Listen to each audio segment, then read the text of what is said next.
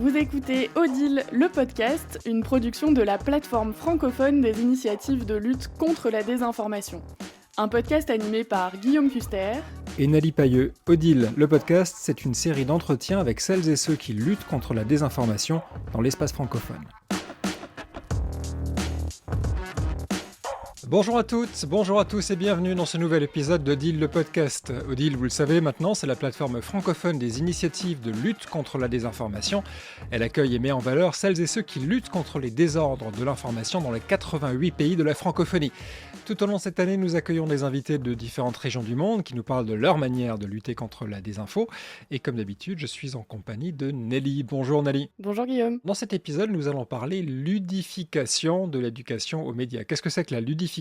C'est le fait de donner envie d'apprendre par le jeu. Et pour parler de ce sujet, nous avons aujourd'hui 3 invités, Nelly. Oui, nous avons le plaisir d'accueillir avec nous aujourd'hui en direct de Madagascar. Il est cofondateur de Factivist et il s'appelle Ricard Andriana Manana. Alors Factivist, c'est un projet de 3 confinés donc qui est né pendant la pandémie de Covid-19 pour apprendre aux internautes malgaches comment vérifier les informations qui circulent sur les réseaux sociaux. À ses côtés, on a Thomas Planck, qui nous vient de France, qui est directeur créatif et opérationnel à Ikigai, une plateforme de jeux éducatifs à destination de l'enseignement supérieur, et qui va nous parler du projet E-Link, un jeu vidéo qui sensibilise à l'esprit critique. Et enfin, pour couronner le tout, on a Maxime Verbeselt, qui est chargé de projet à Action Média Jeune en Belgique, qui a produit le jeu de plateau C'est pas sourcé. Alors, je vais commencer avec vous, Maxime, et puis vous aurez l'occasion chacun d'expliquer un petit peu votre travail.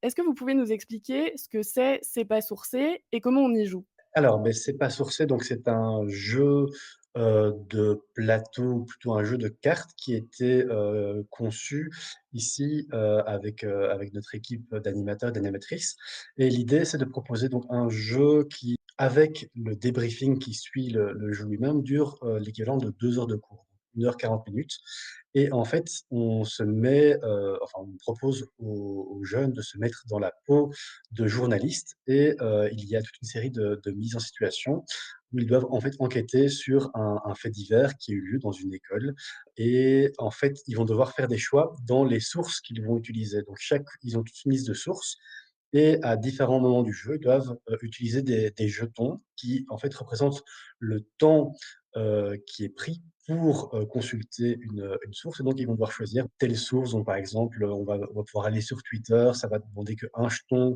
de temps, ou alors je vais pouvoir, aller interroger un spécialiste, du domaine médical, puisque c'est un fait divers qui concerne donc la santé. Là, ça va me prendre 3 jetons de temps, et donc voilà, par équipe, ils vont devoir un petit peu décider, prendre des décisions, faire des choix pour, récolter des sources et mener une enquête pour arriver finalement à la fin à réaliser, non pas un article, mais en tout cas le chapeau et le titre d'un article, de presse pour un journal local. Alors, jouer pour apprendre à mieux s'informer et à informer les autres, c'est l'esprit de votre projet, Maxime. Et vous, Thomas, quel est l'esprit de votre projet? Alors, l'esprit du projet L-Link, pour le présenter très rapidement, c'est un projet qui a été développé entre 2015 et 2017 à Sorbonne Université. Et donc, c'est le département des bibliothèques de Sorbonne Université qui forme les étudiants et étudiantes à ce qu'ils appellent les compétences informationnelles, donc vérifier la qualité des sources qu'ils vont utiliser ensuite dans leur travail universitaire. Souhaiter former leurs étudiants avec une modalité on va dire la plus attrayante possible, et donc on a choisi de faire un jeu. L'objectif du jeu, donc on va suivre toute une enquête dans un monde un peu cyberpunk, futuriste, avec une teinte assez humoristique, et au fil de cette enquête, on va rencontrer des sortes d'adversaires qui vont nous présenter des sources d'informations, enfin des assertions basées sur des sources d'informations qui vont se révéler fausses, et on va devoir identifier ce qui est faux dans ce qu'ils nous disent, et les règles, on va dire, de vérification d'informations auxquelles ça contrevient pour pouvoir avancer. Alors, si je comprends bien, pour s'adresser à des collégiens, des lycéens, il faut faire un jeu de plateau, et pour les jeunes adultes et étudiants, il faut un univers cyberpunk. Oh, pas forcément, non, non, parce que là, typiquement, ce jeu-là, je pense qu'il s'adresse, il peut tout à fait parler aux lycéens aussi. Initialement, il était fait pour les étudiants en première année de licence, donc juste après le bac. Donc, les lycéens, lycéennes peuvent tout à fait s'y intéresser aussi. Ça peut être ça aussi qui peut être intéressant avec le jeu, c'est que ça peut quand même toucher des publics assez larges. Voilà. Et aujourd'hui, il est disponible gratuitement sur le site d'Ikigai. On va se tourner maintenant vers Madagascar. J'ai demandé à Ricard de nous expliquer l'esprit de son initiative. Quel est votre projet, Ricard? Concernant Factifist, Factifist est né durant la crise du Covid-19 en 2020. Nous sommes actuellement trois dans l'équipe qui aimons l'information, qui sont des journalistes, qui sont responsables de communication de diverses ONG. Nous, on promet l'attachement aux informations factuelles et à la vérification d'informations, car actuellement, à Madagascar, il y a une fracture numérique entre les gens qui ont un accès à Internet et il y a aussi des gens qui ont accès à Internet et spécialement les réseaux sociaux. Et du coup, on essaie de bien comment se comporter, comment vivre sainement sur Internet pour ne pas tomber dans les pièges et aussi pour ne pas faire des choses illégaux. Pour le contexte malgache, Internet est sensiblement égal à Facebook et beaucoup de fausses informations circulent sur Facebook. Et c'est en réponse à cela que nous avons créé Factivist pour donner une autre alternative. Le but, c'est pas d'être un vérificateur d'informations ou celle de fact-checking, mais on encourage l'esprit critique, on donne aussi les réflexes à encourager pour faire son propre opinion sur la base des techniques de vérification, d'informations fiables et accessibles à tous. Merci beaucoup Ricard. Maxime, vous avez commencé par, présenter C'est pas sourcé en disant que c'était un jeu qui prenait 1 heure et demie, 2 heures, un peu comme un cours. Justement, moi j'aimerais bien savoir comment on passe d'un cours d'éducation aux médias et à l'information qui peut paraître un peu théorique à un jeu avec un système de scénarisation, une incarnation des personnages et cetera. Comment vous avez développé ça dans C'est pas sourcé? Alors en fait, ce qu'il faut savoir, c'est que nous, à Action Média Jeunes, on est donc une association, une organisation de jeunesse.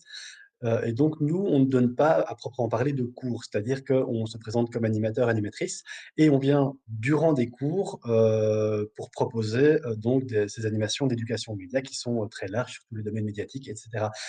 Et alors l'idée évidemment, c'est de pouvoir faire des choses qui impliquent un maximum les jeunes. Et pour ça, on essaie de trouver toute une série de stratégies puisque, en Belgique, les cours à proprement parler d'éducation aux médias, dans le secondaire, ça peut exister de façon très, très ponctuelle, mais ça n'est pas du tout généralisé. L'éducation aux médias, dans l'enseignement, c'est ce qu'on appelle une compétence transversale. Donc voilà, donc on passe pas vraiment, à partir d'un cours théorique. Par contre, pour répondre à la question de quelle est la réflexion vraiment qui nous guide pour proposer ce type de jeu dans nos animations, plutôt que justement faire quelque chose de plus ex cathedra, c'est en fonction en fait, des objectifs qu'on poursuit. Ici, les objectifs avec le jeu, c'est clairement une question d'esprit critique. Et alors l'esprit critique, évidemment, c'est un petit peu une formule magique, on le veut partout, mais personne ne sait vraiment ce que c'est. Donc nous, on définit ça plutôt, dans l'idée de décentrement. C'est-à-dire que, pour nous, l'esprit critique, c'est d'arriver, c'est pas tellement d'appliquer des formules ou des choses, prémâchées.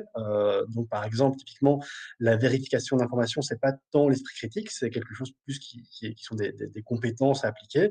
Nous ici, c'est plutôt d'essayer plutôt que de vraiment outiller les jeunes par cette animation-là à mieux vérifier les infos, c'est plutôt de les faire se poser des questions que se poseraient des journalistes pour comprendre plutôt tout ce qui est enfin, pour problématiser de manière très concrète les questions face auxquelles sont confrontés donc les journalistes. Pourquoi est-ce que vous différenciez la recherche d'information d'avoir un esprit critique? Est-ce qu'il ne faut pas justement être critique quand on cherche de l'information? Oui, je vais préciser. Donc on doit être critique quand on recherche de l'information.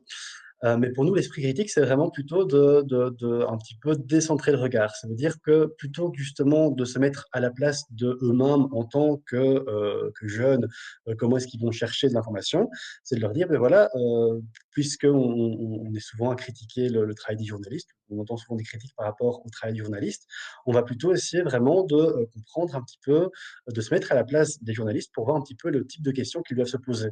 Et ça permet d'aborder toute une série de questions comme c'est quoi la ligne éditoriale, c'est quoi une source, etc. D'un point de vue qu'ils ne vont pas forcément adopter naturellement. C'est pas mais par contre après, c'est pour ça que c'est très important pour nous dans les 2 heures de prévoir ce qu'on appelle le débriefing. Donc le jeu en lui-même, il dure 1 heure, mais il n'est pas autosuffisant. Après, ce qui est très important, c'est de faire un débriefing sur l'activité et on a toute une démarche. Donc je précise que nous, l'outil aussi, il est disponible, en PDF, en téléchargement et il y a tout un guide qui permet justement d'outiller les enseignants, les enseignantes, les animateurs, les animatrices pour débriefer le jeu et pour un peu, poser des questions et que les jeunes puissent, formaliser un petit peu tout ce qu'ils ont expérimenté durant la partie. Et donc c'est pour nous, c'est ça un peu l'étape de l'esprit critique, c'est de pouvoir arriver à se poser des questions qu'on ne se poserait pas forcément et adopter différents points de vue sur une problématique. Thomas, je me tourne vers vous. E-Link a été, développé par Ikigai en partenariat avec, la Sorbonne. C'était comment de travailler directement avec des chercheurs qui avaient sûrement de très bonnes idées? Comment vous avez réussi à faire communiquer vos 2 mondes? Alors effectivement, ça c'était un enjeu assez majeur. Donc en gros, on avait voilà 2 corps de métier qui étaient les plus impliqués. Il y avait d'une part les bibliothécaires, du coup experts de l'information et donc experts pédagogiques sur le sujet et donc notre équipe, moi-même et notre équipe à Ikigai, experts du jeu vidéo, donc game designer, graphiste, etc. Et donc, on a beaucoup travaillé ensemble pour arriver à, d'une part, comprendre les principaux points pédagogiques à transmettre, parce que dans un jeu, il faut aussi arriver à sélectionner ce dont on va parler en termes de propos pédagogiques. Sinon, on en arrive vite à vouloir dire trop de choses et à se retrouver avec un jeu qui balance, on va dire, des pages et des pages de cours, quoi, ce qui n'est plus très ludique. Ensuite, la recherche qu'on a faite, c'est comment transformer ce propos en jeu.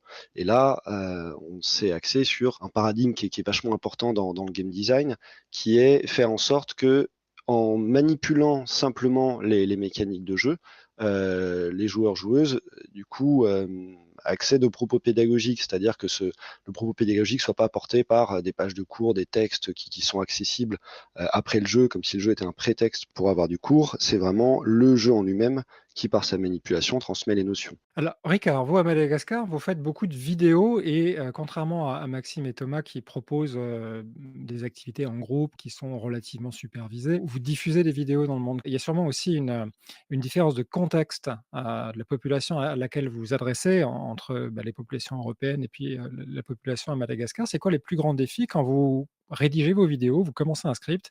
Comment est-ce que vous résolvez ce puzzle de faire de l'éducation aux médias par une vidéo? Pour nous, chez Factifis, c'est que dans chaque vidéo qu'on va publier, dans chaque photo qu'on va partager à nos followers sur les réseaux, c'est que comment ils font arriver à comprendre ce qui est dit, ce qui est fait, quels sont les faits. On essaie tous les jours de trouver un angle plus ou moins humoristique ou avec des vocabulaires que tout le monde peut savoir ou comprendre. Quelles sont les 5 choses à faire pour vérifier une information. Et on essaie de le simplifier au plus possible car parler d'éducation aux médias, parler d'information, c'est quelque chose de très difficile et très théorique. Et on essaie de le parler d'une manière très, très simple et même avec des argots locaux, avec la langue malgache, où on arrive à trouver des mimes à partager pour que ça passe mieux dans la compréhension des personnes qui nous suivent ou qui nous regardent sur les réseaux. Très bien, donc là aussi on voit, un souci d'impliquer et quasiment de faire participer le public à un jeu de rôle, ce que vous décriviez Maxime aussi tout à l'heure. Mets-toi dans la peau d'un journaliste et essaye de réaliser cet exercice qui est de transmettre l'information. Moi j'ai une question sur, votre mesure de l'efficacité en fait d'une technique par rapport à l'autre, entre donner un cours magistral et puis impliquer, son auditoire, le faire se rendre compte des réalités du problème qui lui est posé et débriefer ensuite. Est-ce que vous avez mesuré cet écart ou est-ce que vous avez déterminé que non, non, on va aller faire le jeu de rôle parce qu'on sait que c'est plus efficace? Alors ça, c'est vraiment une très bonne question, la question de l'évaluation, en éducation aux médias et à l'information. Pour répondre très, très honnêtement, on n'a pas, de mesure d'efficacité, de l'animation en tant que telle. Par contre, ce qu'on peut dire, c'est que, dans les modalités de l'animation, on peut, le constater directement, c'est qu'on implique davantage les jeunes puisque d'une certaine manière, ils sont entre guillemets obligés de participer là où, en donnant un cours, surtout s'il n'y a pas de processus d'évaluation type interro après, ce qui n'est pas du tout dans notre optique, ils sont finalement poussés par l'animation elle-même à devoir se poser des questions parce qu'ils sont en train de jouer. Et donc l'idée, c'est de pouvoir évidemment rendre ça le plus engageant possible pour être sûr que ça ne soit pas simplement parce qu'on leur demande de faire l'exercice qu'ils le font, mais parce qu'il y a une espèce de motivation intrinsèque à mener l'enquête jusqu'au bout. Donc c'est pour ça que nous, on essaye de dynamiser un petit peu aussi la partie. Il y a des événements qui arrivent au fur et à mesure et ils sont obligés de faire des choix. Thomas, est-ce que vous pouvez nous parler de, la réaction, des retours des étudiants qui ont incarné Elixen Serig? Est-ce qu'ils ont suggéré des améliorations, des modifications dans le jeu? Oui, alors ça c'est une phase vers la fin de la production d'un jeu qu'on appelle les playtests, où on fait tester le jeu à son public cible pour voir qu'est-ce qui se comprend, qu'est-ce qui se comprend pas, quelles seraient les suggestions, etc. Donc voilà, comme dans toute production classique, c'est un truc qu'on a fait et du coup ça fait toujours ressortir notamment des questions d'ergonomie à améliorer, des choses comme ça, et qu'on a pu intégrer au jeu. Heu, Par ailleurs, une réaction, moi, qui m'a assez fait plaisir, c'est que quand les gens, quand la formateur, formatrice, leur dit, voilà, en cours: «Bon, bah, on va lancer un jeu», ils sont sur les ordis et généralement en fait, les étudiants, ils font un peu la tronche parce qu'ils sont assez habitués à ce que le serious game, comme on l'appelle, soit souvent un peu décevant et soit plus serious que game et du coup, là, quand ils lancent le jeu, bah, ils voient tout de suite dès l'écran titre que, ben, voilà, ça reprend vraiment les codes de l'industrie du jeu vidéo, avec un graphisme, à un bon niveau, musique, enfin, on sent qu'il y a un univers, derrière et voilà, ils réagissent souvent en se disant: «Ah waouh, OK, ça a l'air d'être un vrai jeu». Et ça, c'est vraiment quelque chose qu'on a eu à cœur de faire. On s'est beaucoup inspiré d'une série de jeux qui s'appelle Phoenix Wright Ace Attorney où, on joue dans ce jeu, c'est une série assez connue qui date d'une vingtaine d'années et qui continue à bien marcher aujourd'hui. On joue un avocat. C'est dans un univers, manga, c'est un jeu japonais, complètement exagéré, les personnages, gueulent objection, pendant un procès comme, ils gueuleraient le nom de leur attaque spéciale dans Dragon Ball. Enfin, c'est vraiment exagéré à fond et c'est ça qui fait que c'est extrêmement, prenant pour le public et donc on a eu ce parti pris d'exploiter à fond la fiction, qui est ce qui est attendu en fait par les publics dans le domaine du jeu, pour exagérer les enjeux, exagérer les mises en scène et ainsi, voilà, remplir la promesse du jeu. Je ne vais pas exagérer ma mise en scène, mais je vais quand même poser une objection. Aujourd'hui, l'industrie du jeu vidéo, c'est une énorme industrie et les bons jeux aujourd'hui qui se vendent sont des productions de dizaines, voire de centaines de millions de dollars. Comment est-ce qu'on peut rivaliser, quand on a une université ou un consortium? Alors, effectivement, ça c'est une excellente question parce que effectivement, vraiment les plus gros jeux, c'est plusieurs centaines de millions de dollars. À titre de comparaison, les blockbusters en cinéma, c'est autour de 200-300 millions de dollars, donc c'est vraiment des coûts qui sont assez similaires. Les jeux vidéo ont des budgets qui peuvent être extrêmement variés. Donc là, on a donné les chiffres pour ce qu'on appelle les triple A, qui sont l'équivalent des blockbusters. Ensuite, il y a tout ce qu'on appelle l'industrie du jeu indépendant, qui est une industrie qui s'est montée vers la fin des années 2000 pour proposer des jeux qui soient moins ambitieux techniquement, mais beaucoup plus ambitieux créativement, et en s'adressant à des publics peut-être plus restreints, pouvaient se le permettre puisqu'ils coûtaient moins cher à produire. Ça s'est mis, hein, c'est un peu fondé en réaction à l'augmentation énorme du prix de développement des jeux avec les années. Et donc en s'inscrivant dans ces codes qui sont voilà, du jeu indépendant, qui sont aujourd'hui très, très, très acceptés par les publics parce que c'est une industrie qui marche très bien aussi, là on est en mesure de s'adresser au public étudiant. Mais ceci étant, on est quand même sur des coûts de développement de jeux qui sont autour de quelques dizaines et plutôt quelques centaines de milliers d'euros. Et donc, ça reste inaccessible isolément à des structures publiques. Donc, on a des jeux qui sont produits individuellement par une université, un ministère, mais ça reste jamais des initiatives qui sont pérennes parce qu'une fois l'appel à projet, les fonds passés, là, la structure a plus l'argent pour continuer. Et donc, à Ikigai. C'est pour ça qu'en partant de l'expérience de L-Link, on a ensuite constitué un consortium d'universités, grandes écoles, associations, qui se veut inclusif et accueillir autant que possible de structures publiques et d'intérêt général, qui mutualisent en fait les productions. Chaque jeu produit est disponible en open source pour tous les autres membres du consortium qui peuvent réintégrer des éléments de jeu dans leur propre jeu.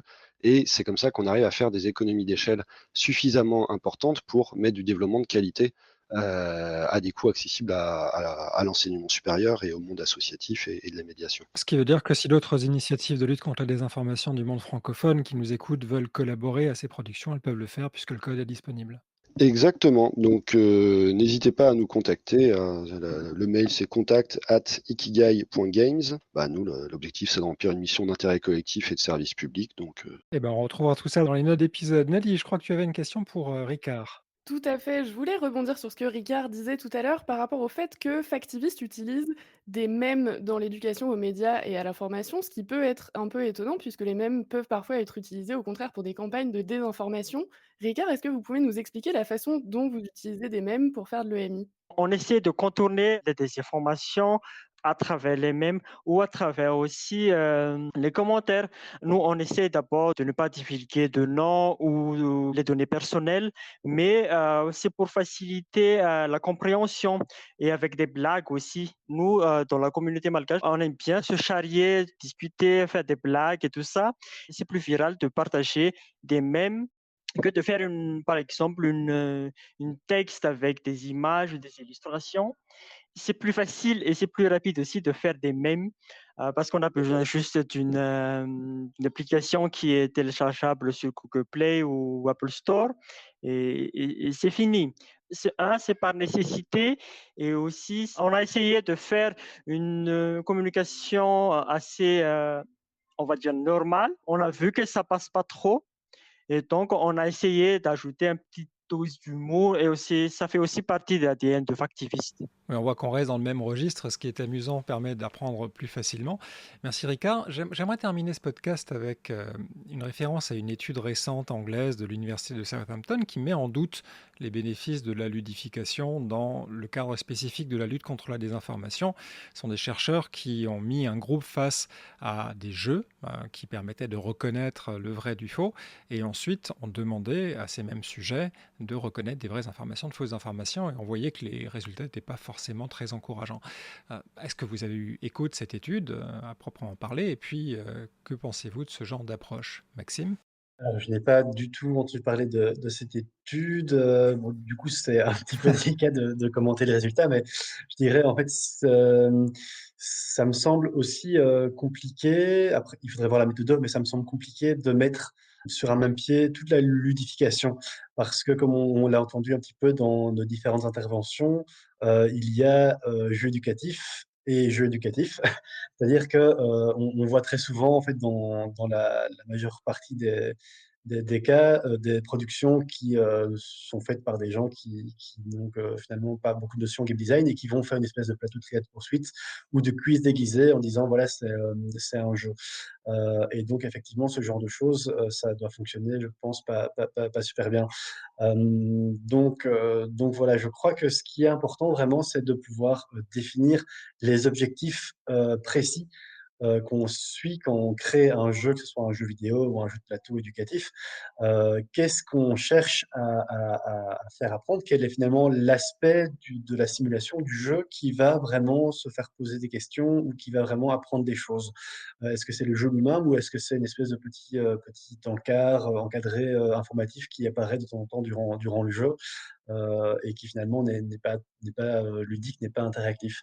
Donc je dirais que c'est vraiment ça. Je crois que faire des grandes études sur, la ludification, ça n'a pas beaucoup de sens. Je pense par contre que ça serait intéressant effectivement d'avoir des protocoles d'évaluation au cas par cas de telle activité, de tel jeu, voilà et surtout, comme je le disais, je crois que dans les jeux éducatifs qui se jouent avec des groupes, donc comme c'est le cas pour notre jeu, il faut pouvoir, bien, préparer la transférabilité des savoirs entre la partie de jeu et ce qui se passe après. C'est ce qui se passe après le jeu qui est vraiment très important. Quand on a joué au jeu, on a vécu une expérience, il faut pouvoir après, formaliser les compétences. Et une dernière chose peut-être là-dessus aussi, c'est, le jeu éducatif, je pense, il n'est pas à mettre sur le même pied que les cours théoriques parce que les cours théoriques, c'est pour apprendre des savoirs et les savoirs se transmettent assez mal par le jeu. Je crois que ce qui est important, ce qui passe bien par le jeu, c'est plutôt des savoir-faire et surtout des savoir-être, notamment dans les jeux à plusieurs. Finalement, qu'est-ce qu'on va mettre en place comme stratégie collective pour remporter la partie ou pour aller plus loin dans le jeu.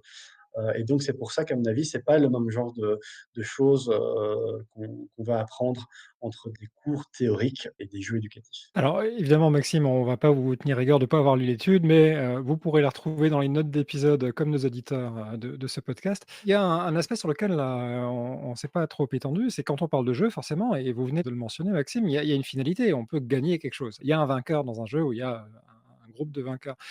Thomas, est-ce que quand vous avez conçu le jeu, vous aviez pensé à la gratification du vainqueur? On sait qu'on a des générations d'ados et même d'adultes aujourd'hui qui sont complètement accros à des jeux vidéo sur leur téléphone avec des petits diamants de couleur parce que les développeurs ont exploité ces failles psychologiques de l'être humain pour les rendre accros. Est-ce que vous vous êtes limité dans l'exploitation de ces techniques-là ou est-ce qu'au contraire, vous vous êtes dit non, on va les exploiter parce qu'on veut qu'il y ait une gratification pour que le savoir passe? Ah, c'est une question intéressante.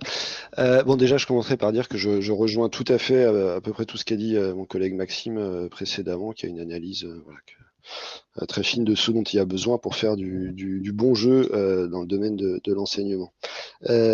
Ensuite, pour la question de la gratification, nous, en fait, il y a des types de jeux qui sont assez différents.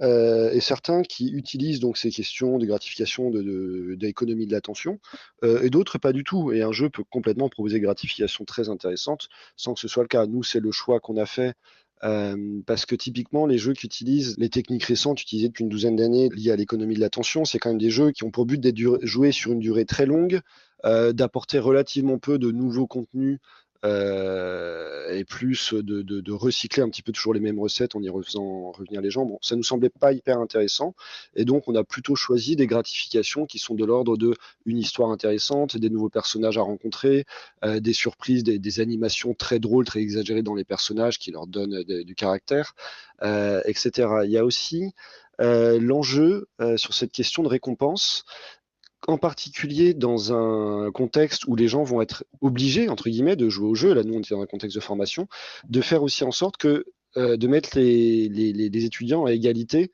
en fonction de leur habitude du jeu, de faire en sorte en gros que ceux qui ne sont pas joueurs-joueuses puissent quand même apprécier l'expérience, parce que sinon on est en train de créer une inégalité forte. Et pour ça, on a choisi d'aller sur des mécaniques de jeu qui ne tablait pas sur des compétences plutôt entraînées par les jeux classiques dits gamers, de l'ordre de la dextérité, la rapidité, la précision de mouvement, etc. Ce qui sont des choses sur lesquelles les non-joueurs-joueuses sont pas du tout entraînés. Et du coup, être plutôt, on va dire, inclusif que proposer des récompenses en utilisant les mécaniques un peu classiques, soit de domination, soit d'économie de l'attention, nous semblait le plus important. Merci pour cette réponse. Ricard, pour l'instant, Factivist se concentre sur les réseaux sociaux et dans le domaine numérique. Est-ce que vous comptez vous déplacer sur le terrain et faire des interventions en milieu scolaire? Oui, nous faisons des activités en présentiel, que ce soit des trucs, je veux dire, formels, que ce soit les conventions, les ateliers, les conférences avec d'autres partenaires ici à Madagascar, comme le ministère de la Communication, le groupement des patrons de presse ou des colloques avec les ordres de journalistes. Mais nous faisons aussi des activités présentielles dans des écoles. Quand on nous demande et si ça cale dans notre agenda, nous venons vers les écoles et nous partageons qu'est-ce que c'est l'éducation média, c'est quoi la vérification d'informations, comment se bien comporter en ligne pour ne pas avoir des spams et tout ça. On fait vraiment une éducation aux médias et éducation au numérique et en plus en dehors de notre lieu de résidence qui est la capitale, mais on va essayer d'aller dans des provinces ou dans les régions qui sont pas encore accessibles pour le moment. Très bien, mais une fois de plus, on entend que quelle que soit l'initiative ou le pays membre de Deal, le but est le même, c'est de toucher le public là où il se trouve, que ce soit en Europe où on a une saturation d'internet et de présence sociale, où on a besoin peut-être d'autres techniques pour pouvoir attirer l'attention, comme les jeux vidéo ou les jeux de plateau en groupe. À Madagascar, ça va être d'aller chercher les gens là où ils sont, s'ils n'ont pas d'internet, d'aller les voir, pour ceux qui ont internet, de les toucher avec des mimes. Merci à tous les trois d'avoir participé à ce podcast. Je rappelle que nos invités aujourd'hui étaient Ricard Andriana Manana, cofondateur de Factivist à Madagascar, Thomas Planck en France, directeur créatif et opérationnel à Ikigai, et Maxime Verbeselt, chargé de projet à Action Média Jeunes, c'est en Belgique. Merci encore à tous les trois. Merci.